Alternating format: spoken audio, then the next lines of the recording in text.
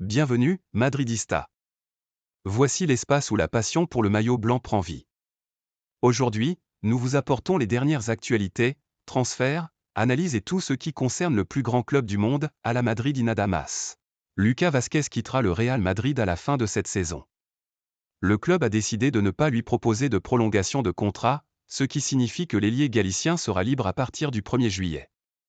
Après plus de 10 ans passés au sein du club merengue, Lucas mettra fin à une carrière marquée par la fidélité, la polyvalence et le professionnalisme.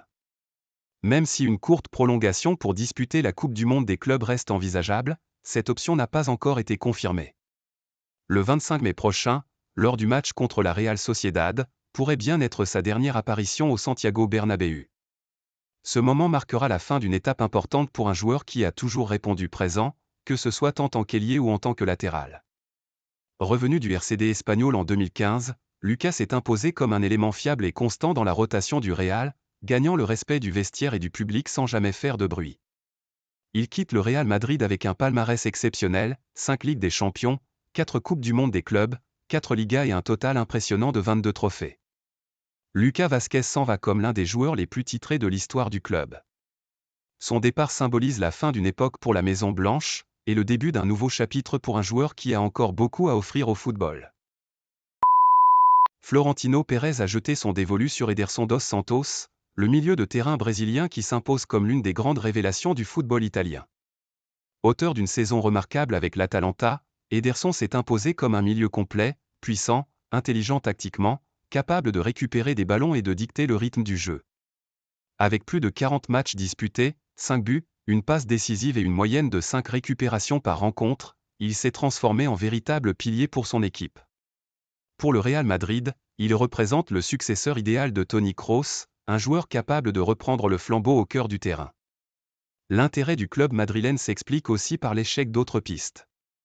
Florian Wirtz, jugé trop cher, et Martin Zubimendi, proche d'un transfert à Arsenal, ont été écartés.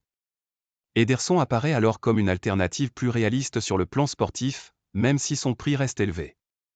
L'Atalanta réclame près de 75 millions d'euros, un montant important mais que le Real Madrid pourrait être prêt à payer tant la nécessité est grande de renforcer l'entrejeu. À Valdebebas, on considère que le Brésilien est prêt à franchir un cap et à devenir une référence dans un club de l'envergure du Real. La concurrence s'annonce rude. Manchester United, Manchester City, la Juventus et l'Atlético de Madrid ont également manifesté leur intérêt, mais le Real Madrid veut aller vite. Des premiers contacts ont été établis, et Florentino Pérez veut conclure l'opération avant que la situation ne se complique davantage. Le projet madrilène, le prestige du club et la perspective de succéder à Kroos sont des arguments solides pour convaincre Ederson. Si tout se passe comme prévu, le Brésilien pourrait devenir la nouvelle pièce maîtresse du milieu merengue. Le Real Madrid est déterminé à faire revenir Théo Hernandez, l'arrière gauche qui avait quitté le club en 2019 sans avoir eu l'opportunité de démontrer tout son potentiel. Aujourd'hui, à 27 ans et après avoir confirmé son statut de l'un des meilleurs latéraux d'Europe avec l'AC Milan, le Français est devenu une priorité absolue pour les dirigeants madrilènes. Sa puissance, sa capacité à se projeter vers l'avant et sa solidité défensive correspondent parfaitement aux besoins du club pour renforcer son couloir gauche.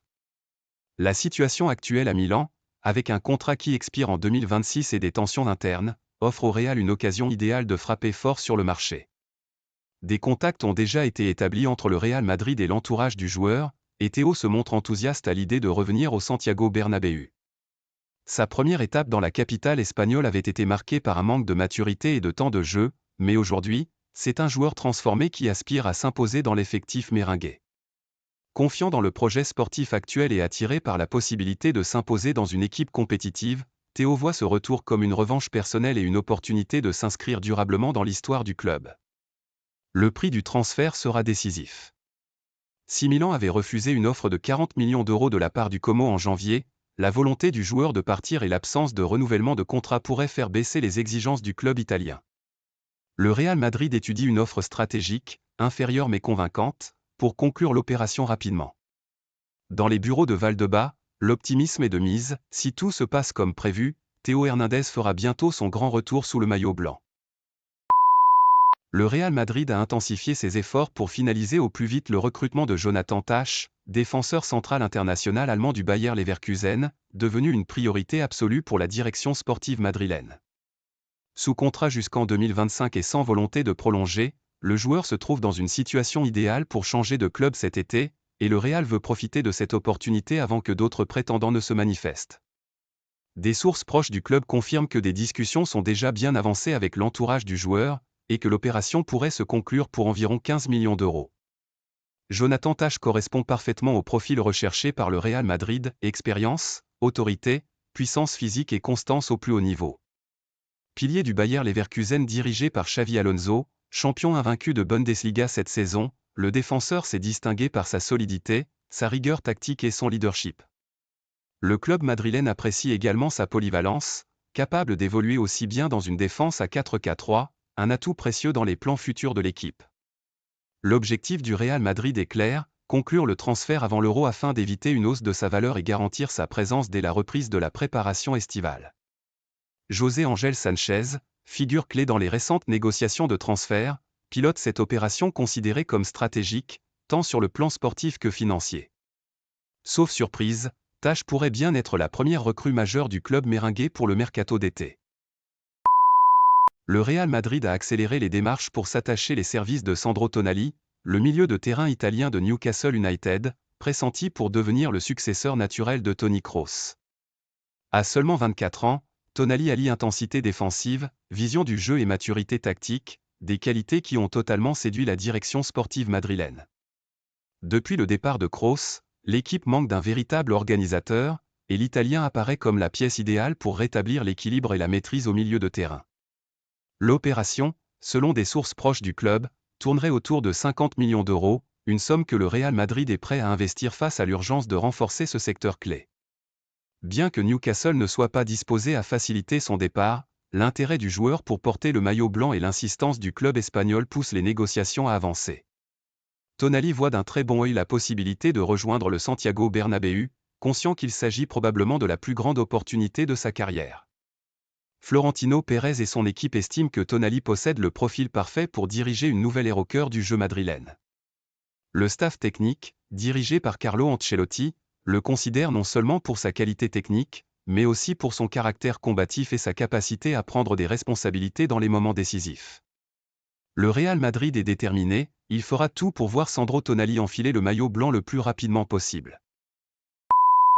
Le Real Madrid est déterminé à recruter Alexis Mac Allister et prépare déjà une offre avoisinant les 90 millions d'euros pour convaincre Liverpool de céder son milieu de terrain argentin. Champion du monde avec l'Argentine et véritable pilier en Premier League, Mac Allister attire l'attention de la direction madrilène par sa vision du jeu, son intelligence tactique et sa capacité à se projeter vers l'avant. À 26 ans, il représente parfaitement le profil que recherche le club pour renforcer son entrejeu en pleine transition. Les premiers contacts ont déjà eu lieu entre les représentants du Real Madrid et l'entourage du joueur, dans une atmosphère de grande discrétion. Le club espagnol sait que ce ne sera pas une opération facile, mais il est prêt à tout pour conclure ce transfert avant que la concurrence européenne ne s'en mêle.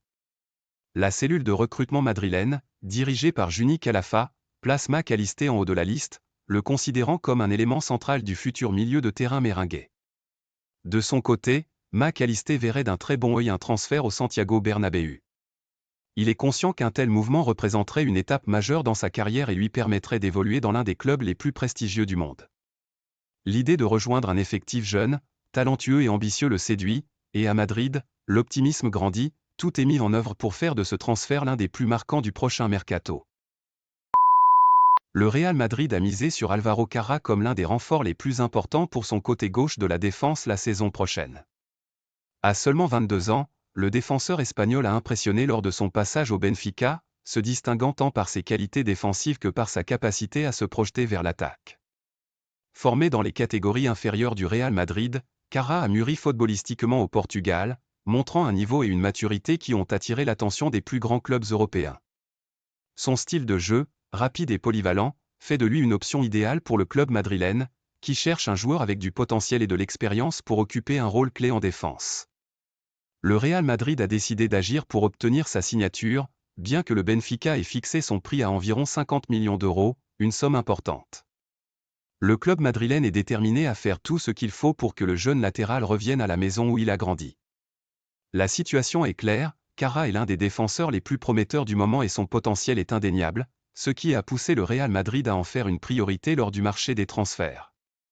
Bien que d'autres clubs de haut niveau soient également intéressés par son transfert, le Real Madrid compte bien tirer parti de sa relation avec le joueur et de son passé au sein de la formation pour le convaincre de revenir. Le transfert d'Álvaro Carrá représente non seulement un renfort pour le côté gauche de la défense, mais aussi un investissement pour l'avenir. Sa capacité à s'adapter rapidement au plus haut niveau et son état d'esprit compétitif font de lui l'un des renforts les plus prometteurs pour l'effectif du Real Madrid. Le club est déterminé à finaliser cette signature dans les mois à venir, convaincu que Carrá sera une pièce essentielle de sa défense dans les années à venir. Rodrigo Goes va bel et bien quitter le Real Madrid cet été. Après 5 saisons en dents de scie, le joueur brésilien a pris la décision de mettre un terme à son aventure au Santiago Bernabéu. Son rendement en baisse, les critiques constantes et la montée en puissance d'autres joueurs ont fini par l'épuiser. En interne, Rodrigo ne se sent plus respecté ni considéré à sa juste valeur. Sa récente demande de revalorisation salariale n'était qu'une manière d'accélérer sa sortie, il veut partir, et le club l'a compris. Le Real Madrid, de son côté, ne s'opposera pas à ce départ. Le club a déjà ouvert la porte à une vente si une offre jugée satisfaisante arrive sur la table. Les dirigeants ne comptent plus sur lui comme un élément clé pour le futur. Rodrigo a perdu sa place dans les plans à long terme du club, et son départ est vu comme une opportunité pour renouveler l'effectif. Tout indique que le dossier sera réglé rapidement, dès l'ouverture du marché estival. Rodrigo, lui, est prêt. Il veut un nouveau défi, un club où il pourra redevenir un joueur fondamental, avec de la confiance, des responsabilités et un environnement qui le valorise. À Madrid, son cycle est arrivé à son terme. Le talent est là, mais l'histoire entre lui et le Real n'a pas tenu toutes ses promesses. Ce départ est inévitable, assumé par les deux parties, et tout porte à croire qu'il marquera un tournant dans la carrière du Brésilien.